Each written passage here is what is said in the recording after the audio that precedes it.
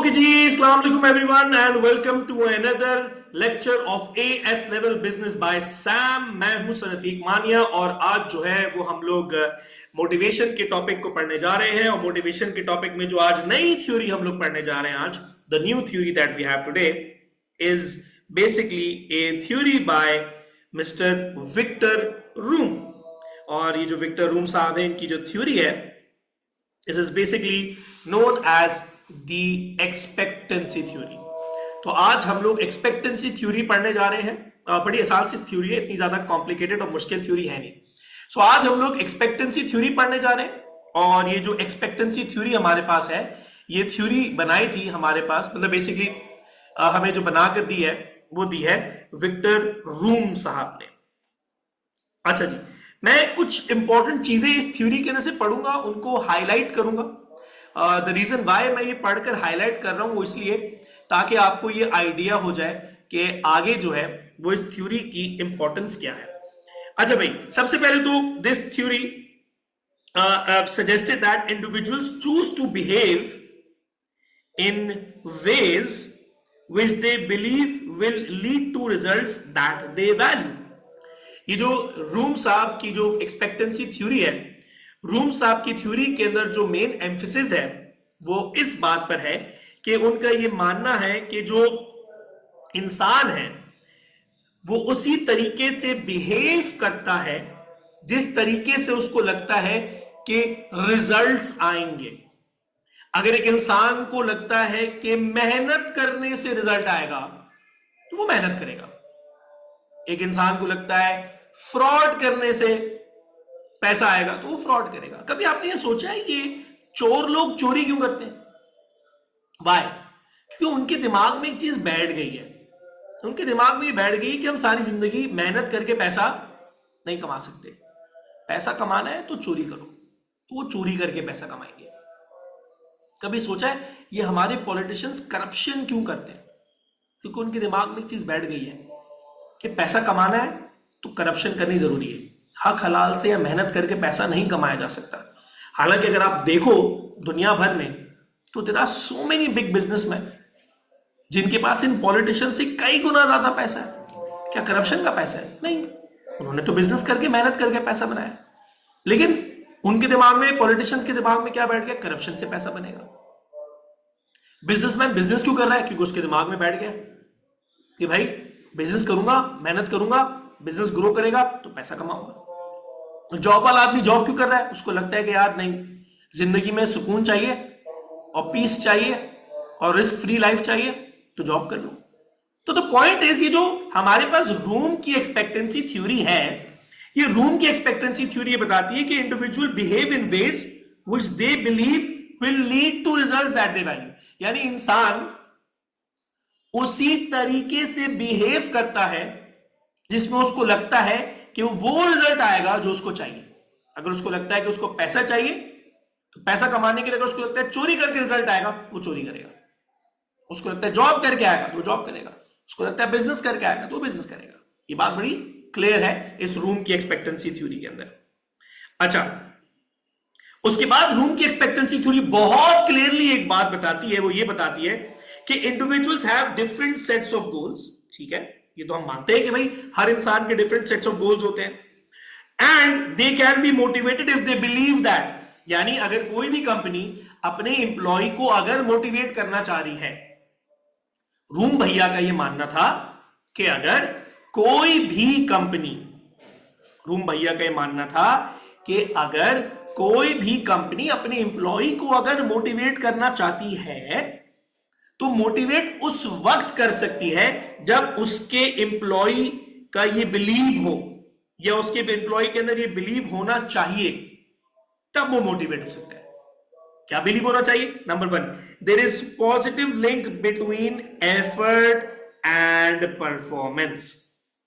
Very clearly Vroom ने बोला अपने एम्प्लॉयज को ये एहसास दिलाओ, या अगर आप अपने एम्प्लॉय को मोटिवेट करने जा रहे हैं या करना चाहते हैं तो आपके एम्प्लॉय के अंदर यह एहसास होना चाहिए कि there is a positive link between effort and performance. मतलब ये कि अगर एम्प्लॉय को ये आपने मोटिवेट करना है तो उसको ये पता होना चाहिए कि अगर वो एफर्ट डालेगा तो उसकी परफॉर्मेंस इंप्रूव होगी। इमेजिन करो आप एक कंपनी में जॉब करते हो, इमेजिन करो, और आपको लगता हो कि यार मैं जितनी भी एफर्ट कर लूं मेरी परफॉर्मेंस ने बेहतर नहीं होना। कभी एफर्ट डालोगे आप? कभी नहीं डालोगे। आपको क्या लगता है पाकिस्तान से लोग छोड़ छोड़ के क्यों जा रहे हैं? Why is it so that there are so many people leaving Pakistan? क्योंकि उनको लगता है कि वो जितनी भी मेहनत कर लें यहां पर उनका फ्यूचर अच्छा होने वाला नहीं है। जो लोग रुके हुए वो क्यों रुके हुए? एक तो वो लोग रुके हुए जो नहीं जा सकते, ओके अग्रीड, या जाना नहीं चाहते। वो लोग भी रुके हुए क्योंकि जिनको ऐसा लगता है कि नहीं यार इस मुल्क में पोटेंशियल है, हम मेहनत करेंगे, हमारी परफॉर्मेंस अच्छी होगी।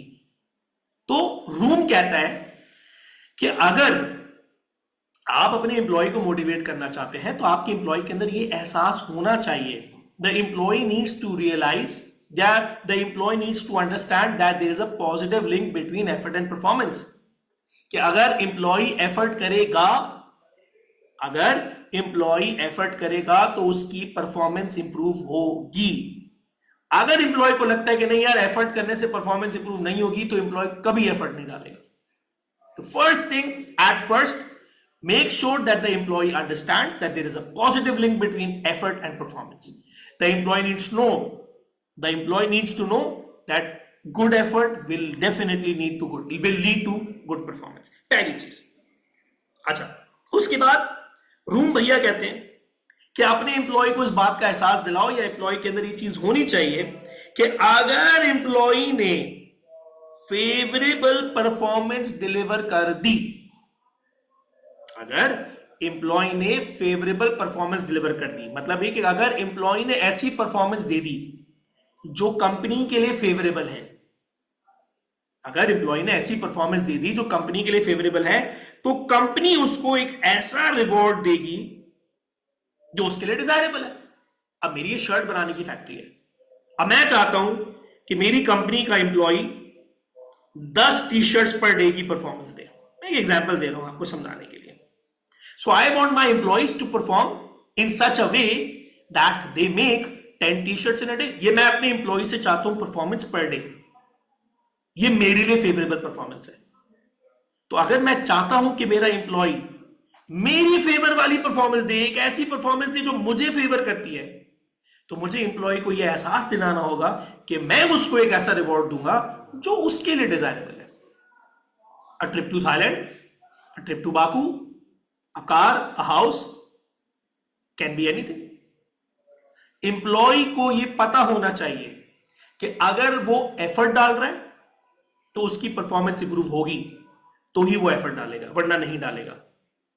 सेकेंडली, एम्प्लॉय को यह भी पता होना चाहिए कि अगर उसने एफर्ट डाल के परफॉर्मेंस इंप्रूव की, तो अगर अच्छी परफॉर्मेंस दी तो अच्छी परफॉर्मेंस कंपनी को मिलेगी, एम्प्लॉय को तो नहीं मिलेगी।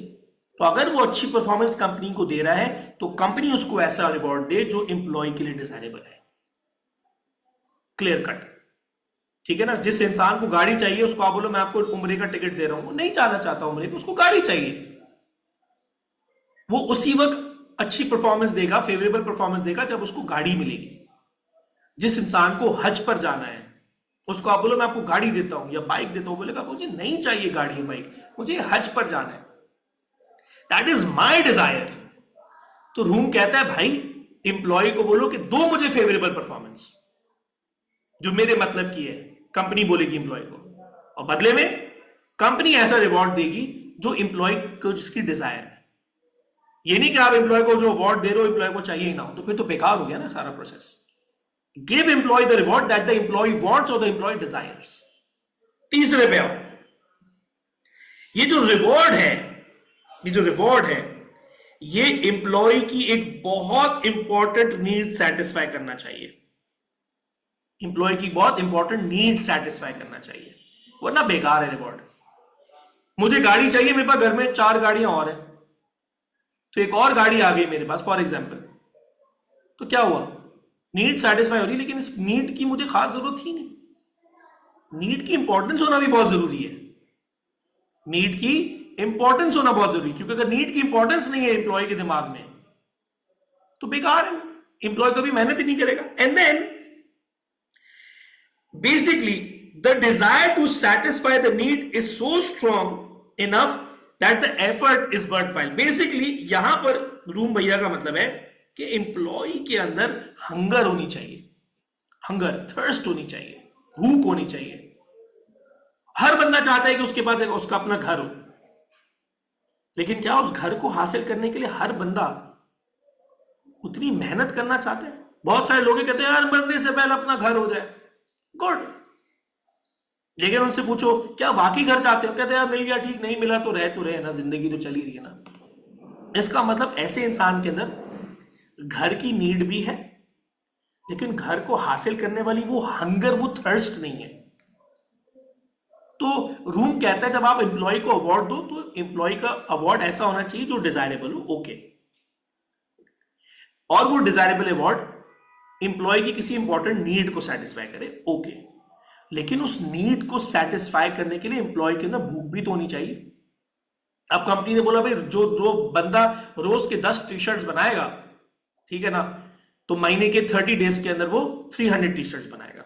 जो 300 टी शर्ट्स बनाएगा उसको हम गाड़ी देंगे। अब जिस फैक्ट्री में काम करते हैं किसी के पास गाड़ी नहीं है, तो उसका मतलब सबको गाड़ी चाहिए, और गाड़ी उनकी बहुत इंपॉर्टेंट नीड को भी सेटिस्फाई कर रही है, ओके। लेकिन कुछ लोग ऐसे हैं जो कहते हैं मेहनत कर लेंगे, 10 टी शर्ट मिल गई, गाड़ी तो मिल गई, नहीं मिल गई तो बस में तो आ रहे हैं, बाइक में तो आ रहे हैं, लिफ्ट लेके तो आ रहे हैं, पब्लिक ट्रांसपोर्ट से तो आ रहे हैं। ऐसा बंदा कभी भी, गाड़ी चाहिए, नीड भी है, इंपॉर्टेंस भी है, लेकिन उसके अंदर वो थर्स्ट नहीं है, वो हंगर नहीं है, तो वो 6, 7, 8 टी शर्ट से ज्यादा नहीं बनाएगा। लेकिन जिसके अंदर भूख होगी बोलेगा ऐसी की तैसी मैं तो गाड़ी लेकर छोड़ूंगा, वो 14-14 घंटे भी काम करेगा, 16-16 घंटे भी काम करेगा, लेकिन फिर वो क्या करेगा, वो डेफिनेटली फिर वो 10 T shirts in a day बनाएगा, महीने के 300 टी शर्ट्स लेके जाएगा कंपनी से गाड़ी। तो ऐसे एम्प्लॉय जिसके अंदर थर्स्ट होगी ना, वही एम्प्लॉय असल मेहनत करके आगे निकलते हैं, ठीक है ना। तो ये है हमारे पास रूम की थ्योरी। आगे जो है रूम साहब ने इन सारी पूरी थ्योरी को जो है वो थोड़े से फैंसी वर्ड्स के अंदर जो है वो लिख दिया है। वो फैंसी वर्ड्स हम देखते हैं। रूम भैया ने बेसिकली अपनी थ्योरी को 3 पार्ट्स में ब्रेक किया।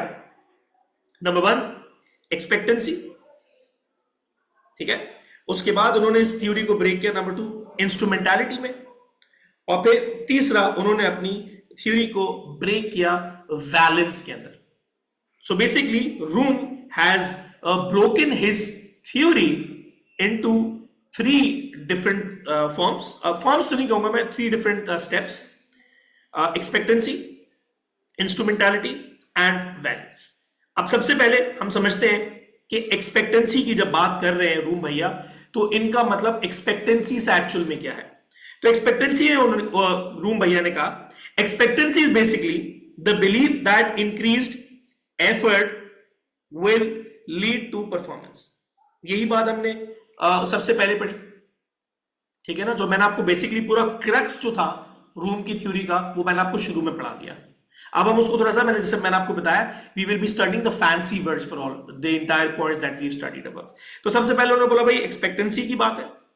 एक्सपेक्टेंसी में रूम भैया ने बोला अगर एम्प्लॉय को आप मोटिवेट करना चाहते हो तो सबसे पहले एम्प्लॉय के अंदर एक्सपेक्टेंसी होनी चाहिए। एक्सपेक्टेंसी का मतलब एम्प्लॉय के अंदर ये बिलीफ होना चाहिए कि अगर वो परफॉर्मेंस दे, सॉरी, अगर वो एफर्ट देगा तो अच्छी एफर्ट से अच्छी परफॉर्मेंस आएगी। ये बिलीफ होना चाहिए, एक्सपेक्टेंसी होनी चाहिए। Employee should expect that if he is giving good effort it will definitely lead to good performance. अच्छा, अब उसने बोला कि एम्प्लॉय को पता होना चाहिए कि इफ आई वर्क हार्डर, वही चीज जो मैंने आपको बताई, then this will be better या दैट विल बी बेटर, वो जो भी आप अपने हिसाब से उसको बोलना चाहो, पढ़ना चाहो, समझना चाहो। इन सिंपल वर्ड्स इतना ही है एक्सपेक्टेंसी का मतलब कि एम्प्लॉय को ये एहसास होना चाहिए, ये पता होना चाहिए कि भाई अगर वो अच्छी एफर्ट डालेगा तो अच्छी एफर्ट से अच्छी परफॉर्मेंस निकलेगी। अच्छा, but at the same time उसने बोला अगर आप चाहते हो कि एम्प्लॉय अच्छी एफर्ट डाले तो आप मेक श्योर करो कि एम्प्लॉय के पास रॉ मटेरियल्स अवेलेबल हो, उसके पास राइट रिसोर्सेज अवेलेबल हो। अब मैं चाह रहा हूं 10 टी शर्ट बने एम्प्लॉय के लिए, एम्प्लॉय बनाए, और एम्प्लॉय को मैंने बोला भाई 10 टी शर्ट बनाओगे तो अच्छी एफर्ट दोगे, तुम्हारी परफॉर्मेंस अच्छी होगी, अच्छी परफॉर्मेंस होगी तो तुमको गाड़ी मिलेगी। एम्प्लॉय ने बोला डन, लेकिन मैंने उसको रॉ मटेरियल क्या दिया, 4 टी शर्ट बनाने का, 5 टी शर्ट बनाने का।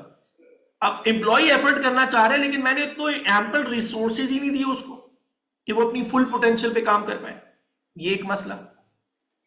फिर उसने बोला अगर आप चाहते हो कि आपका एम्प्लॉय एफर्ट करे और उसकी एफर्ट से उसकी परफॉर्मेंस इंप्रूव हो, और वो ऐसी परफॉर्मेंस है जो कंपनी को फेवर करे, तो एले मेले एम्प्लॉय मत रखो। आप फिर एम्प्लॉय भी वो रखो जिसके पास 10 टी शर्ट, मैं आपको समझा रहा हूं अपनी एग्जांपल के साथ, 10 टी शर्ट बनाने वाली स्किल्स तो हो। या तो रखो ऐसा एम्प्लॉय जिसके अंदर रोज की 10 टी शर्ट बनाने की स्किल हो, या तो फिर उनको ट्रेन करो, दो उनको स्किल्स ऐसी कि वो रोज की 10 टी शर्ट बना सके। आप बोले जा रहे हो कि एम्प्लॉय को यार 10 टी शर्ट बनाओगे, अच्छी परफॉर्मेंस आएगी, रिवॉर्ड दूंगा, ये दूंगा, वो दूंगा। एम्प्लॉय के अंदर 3 या 4 टी शर्ट से ज्यादा बनाने की स्किल्स ही नहीं है। आपने रॉ मटेरियल भी दे दिया, सब दे दिया, बोले यार मेरा एम्प्लॉय परफॉर्म ही नहीं कर रहा। गलती एम्प्लॉय की नहीं, गलती आपकी है। या तो आपने अच्छी स्किल वाला एम्प्लॉय रखा नहीं जो 10 टी शर्ट बना सके, या फिर अच्छा एम्प्लॉय है, आपने उसको स्किल ही नहीं दी, आपने उसको ट्रेनिंग ही नहीं दी 10 टी शर्ट बनाने की। एंड देन फाइनली एम्प्लॉय से अगर आप राइट परफॉर्मेंस चाहते हो तो उसको नेसेसरी सपोर्ट भी तो दो ना यार, जो चीज चाहिए उसको वो दो। तो सबसे पहले उसको बोला एक्सपेक्टेंसी। एम्प्लॉय को ये एहसास दिलाओ कि अगर एम्प्लॉय ने अच्छी एफर्ट डाली तो अच्छी परफॉर्मेंस आएगी। और अगर आप अच्छी परफॉर्मेंस चाहते हो तो एम्प्लॉय को राइट रिसोर्सेज दो, उसको राइट स्किल दो, और उसको हर वो सपोर्ट दो, ताकि एम्प्लॉय अपनी एफर्ट अगर इंक्रीज कर रहा है तो उसकी एफर्ट इंक्रीज करने में उसको कन्वीनियंस मिले, हर्डल्स ना मिले।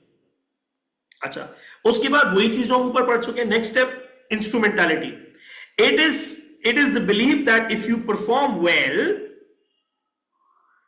That a valued outcome will be receive. कोई बात, अ फेवरेबल परफॉर्मेंस, वो हमने पढ़ा था ऊपर, a favourable performance will lead to desirable result. तो यही बात उन्होंने जो है वो इंस्ट्रूमेंटालिटी में की है कि एम्प्लॉय को एहसास दिलाओ कि अगर उसने अच्छी परफॉर्मेंस दी तो एक ऐसा आउटकम निकलेगा, ठीक है ना, जो वैल्यूएबल होगा। ठीक है, the degree to which first level outcome will lead to second level outcome. ठीक है ना। इसके बाद उन्होंने ये बताया कि भाई जैसे जैसे आप अच्छी परफॉर्मेंस देते जाओगे आपकी परफॉर्मेंस बढ़ती जाएगी, और हर परफॉर्मेंस पे आपको एक अच्छा आउटकम मिलेगा, और हर आउटकम का अगला लेवल उससे भी ज्यादा अच्छा होगा। पहला आपको सैलरी मिलेगी, फिर जॉब सिक्योरिटी मिलेगी, फिर प्रमोशन मिलेगा, घर, गाड़ी, जायदाद, इस तरह आप उसको चीजें बताओ, लेवल्स ऑफ आउटकम में समझाओ। ठीक है ना। एम्प्लॉय को यह एहसास होना चाहिए कि अगर मैं एफर्ट देता जाऊं, ये भी नहीं कि आपने उसको एक बार गाड़ी प्रॉमिस कर दी, ठीक है, एक बार गाड़ी प्रॉमिस कर दी, हो गया, अगली बार क्या। तो एम्प्लॉय को एहसास दिलाओ कि every time he gives in good effort, his performance will improve, and every time the performance improves there is something in it for me. In it for me मतलब एम्प्लॉय को पता हो कि हर बार जो मैं अच्छी परफॉर्मेंस करता जाऊंगा अंदर कोई ना कोई चीज है जो मुझे मिलती जाएगी, जो मेरे को फायदा देगी। अच्छा, अब कैसे होगा ये? उससे बोला सबसे पहले एम्प्लॉय को क्लियर अंडरस्टैंडिंग दो relationship between performance and outcome. ठीक है ना, कि किस परफॉर्मेंस से क्या आउटकम मिलेगा। 10 टी शर्ट बनाने से गाड़ी मिलेगी, 20 टी शर्ट बनाने से घर मिलेगा, 40 टी शर्ट बनाने से वर्ल्ड टूर मिलेगा, so on and so fourth. किस परफॉर्मेंस पे क्या आउटकम है बताओ, एम्प्लॉय को समझाओ। तो एम्प्लॉय के सामने काइंड ऑफ एक टेबल, एक ग्रिड बना हुआ, उसके सामने no there is a milestone. Employee को बताओ कि हर बार मैं ये करता जाऊंगा तो इतनी इतनी इतनी चीजें मुझे मिलती चली जाएंगी। मैं आपको बड़ा सिंपल करके समझा रहा हूं, घर, गाड़ी, सो दैट आपके दिमाग में कॉन्सेप्ट क्लियर हो जाए।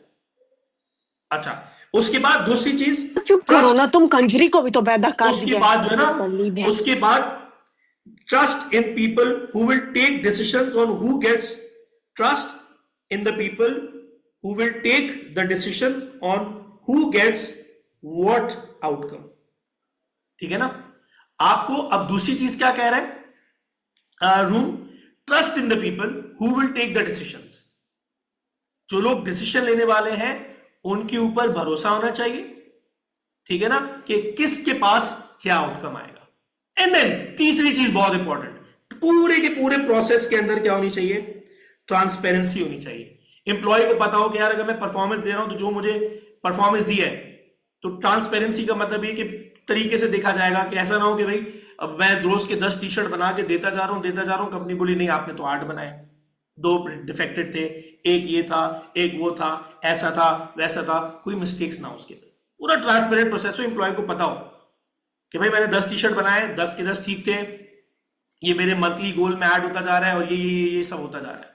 पूरा प्रोसेस बहुत सिंपल और क्लियर होना चाहिए, ट्रांसपेरेंट होना चाहिए, एम्प्लॉय को हर चीज अपने आंखों के सामने नजर आनी चाहिए, ताकि एम्प्लॉय को पता हो कि यार जो मैं एफर्ट दे रहा हूं, जो परफॉर्मेंस दे रहा हूं, उससे क्या क्या चीजें किस किस तरीके से कैलकुलेट हो रही है। उसके बाद बैलेंस जो हम पढ़ चुके हैं कि एम्प्लॉय के अंदर इंपॉर्टेंस कितनी है आउटकम की, ठीक है, और या इन सिंपल वर्ड्स आप जो है वो ये कह सकते हो कि भाई ग्रीड कितनी है।